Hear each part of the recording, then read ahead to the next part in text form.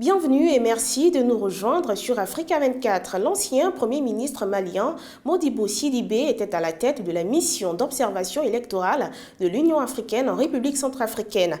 Dans le cadre de ce scrutin présidentiel, environ 1,8 million d'électeurs étaient appelés à élire leur président ainsi que leurs députés le 27 décembre 2020. Dans cette nouvelle édition de décryptage, Modibo Sidibé revient sur le déroulement du processus électoral en République de Centrafrique. Que retenez-vous de ces élections présidentielles et législatives en République centrafricaine? Permettez-moi d'abord à l'entente, bien vouloir remercier le président Moussa Faki de la Commission de l'Union africaine qui m'a fait l'honneur de me confier la direction de la mission d'observation de l'Union africaine ici en Centrafrique. Vous le savez beaucoup que l'Union africaine et les autres communautés économiques régionales sont très présentes aux côtés de la Centrafrique pour assurer le développement positif du processus électoral, mais surtout qui contribue à la stabilisation. Ce que je devrais retenir de cette élection, je n'ai pas pu observer sur tout l'ensemble. Mais je pense qu'il y a une détermination, surtout du peuple centrafricain, là où on a observé, singulièrement à Bangui, de s'approprier le processus électoral. Je crois que ce sont des signaux forts donnés par le peuple centrafricain pour dire que, voilà, nous voulons que les choses changent, nous voulons une stabilité, nous voulons que les changements institutionnels se font par le jeu tel que la Constitution l'a prévu. Et je crois que ce signal est très fort, ça marque un engagement aussi, certainement pour un véritable processus de sortie de crise tel qu'il a été dessiné, mais qui nécessite beaucoup de dialogue, qui voudrait aussi qu'on replace au cœur du processus les citoyens centrafricains. Pouvez-vous nous présenter la stratégie mise en place par votre équipe pour assurer votre mission d'observation? D'abord, bien entendu, il y a tout ce qui a été fait par l'Union africaine et par la commissaire aux affaires politiques et la représentante de l'Union africaine ici, qui a participé à l'ensemble des travaux, l'ensemble des discussions et des concertations, par rapport même avec le comité stratégique chargé des élections. Et donc cette information nous permet de mieux configurer la mission qu'on doit conduire ici. C'est une mission d'observation. Nous étions une vingtaine. Je suis assisté par Madame Sessouma, qui est la commissaire aux affaires politiques, son équipe, et bien entendu une vingtaine d'observateurs venant de différents pays, notamment de 13 pays de toutes les régions de l'Afrique. Nous avons estimé qu'il nous fallait, avec tout ce qui se disait sur la question sécuritaire, la volatilité des questions politiques, la volatilité même autour de la date des élections, nous assurer, en venant ici, que les choses vont dans la bonne direction. Et donc nous avons pour ça essayé de rencontrer toutes les autorités qui, d'une manière ou d'une autre, concourent. Tous les représentants d'acteurs politiques, de la société civile et autres, qui participent à cela, y compris les représentants de la communauté internationale. Donc c'était vraiment tenter d'abord de pouvoir bien connaître l'environnement, discuter avec tous les protagonistes, y compris ceux de l'opposition, pour savoir exactement ce qu'il y a. Quelles sont les difficultés majeures que vous avez rencontrées au cours de votre mission? Écoutez, les difficultés particulières, on peut en relever, qui sont dues à des insuffisances en termes de dialogue, en termes de concertation entre les autorités, les institutions, un programme également de gouvernance à la fois de l'architecture électorale, avec des problèmes de délai, mais également de l'architecture procédurale concernant les élections. Donc tout ça, ce sont des difficultés que nous avons pu constater la veille, y compris que le plan de sécurisation n'avait pas véritablement pris en compte le déploiement des observateurs, leur sécurité, etc. Donc ça, c'est des difficultés certaines. Mais nous avons une disponibilité de la part des uns et des autres et nous sommes affirmés en tant qu'équipe d'observation. Nous devons veiller à préserver notre impartialité, notre indépendance et notre autonomie autant que possible.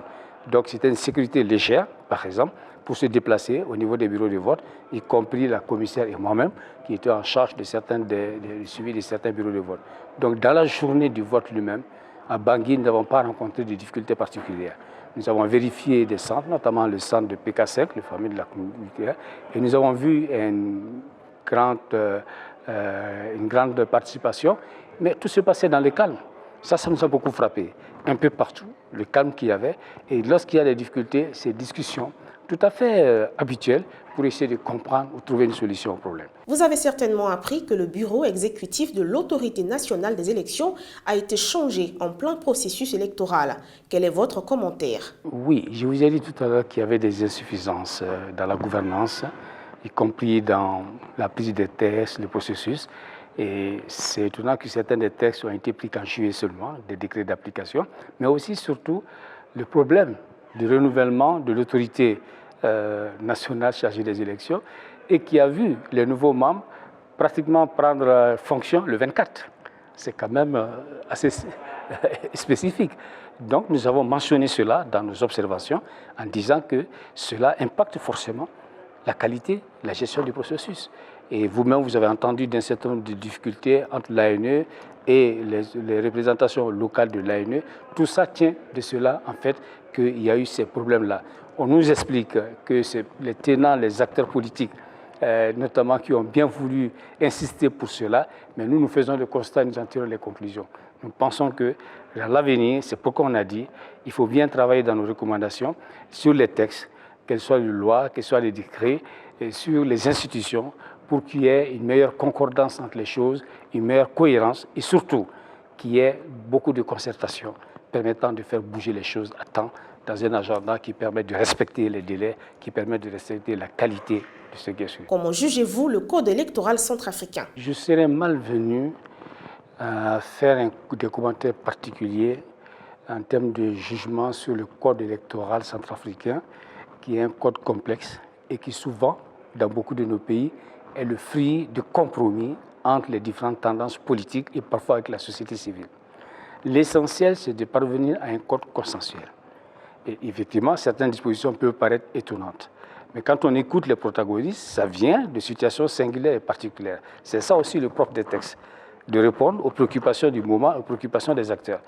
Peut-être qu'ils vont mettre des dispositifs en place qui pensent que cela peut permettre de régler certains problèmes. Au contraire, ça va être plutôt des sources de difficultés sur des aspects essentiels et lesquels ils n'ont pas à l'esprit. Ce qui est clair, et ce qu'on a indiqué, même les questions de l'article 115 de d'autres, amèneront probablement dans les mois et les jours d'années à venir à travailler de nouveau sur les textes, en tirant toutes les leçons, tous les enseignements de ce qui s'est passé et avoir une très bonne gouvernance du système électoral, c'est-à-dire avoir un agenda clair, un chronogramme clair qui permet de faire les choses à temps, qui permet de faire les choses comme il faut.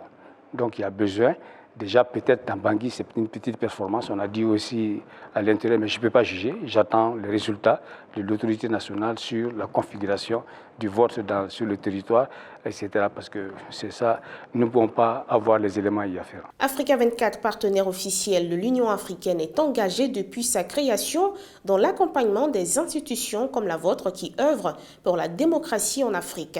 Comment pouvons-nous être plus pertinents? Mais je voudrais dire simplement que la communication est importante. Je crois que l'Union africaine et beaucoup d'États ont compris.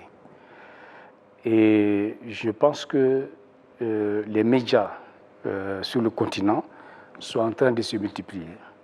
Et il est bon que leurs capacités soient consolidées, que les nouvelles africaines soient portées d'abord par les Africains, que les débats d'idées, les débats de pensée, les débats sur le continent, entre pays membres, entre ressortissants, puissent effectivement trouver place dans des médias de qualité qui permettront à tous les Africains de pouvoir comprendre, de pouvoir comparer et de voir un peu avec les autres aspects du monde comment les choses se passent. Parce que l'Afrique, j'ai déjà dû le dire à un reporter de Africa 24, et c'était en 2010 déjà, que l'Afrique, c'est le continent du XXIe siècle. Mais comme je le dis, ça ne tombe pas du ciel, ça se prépare et ça se construit. Et aujourd'hui, tout le potentiel est là.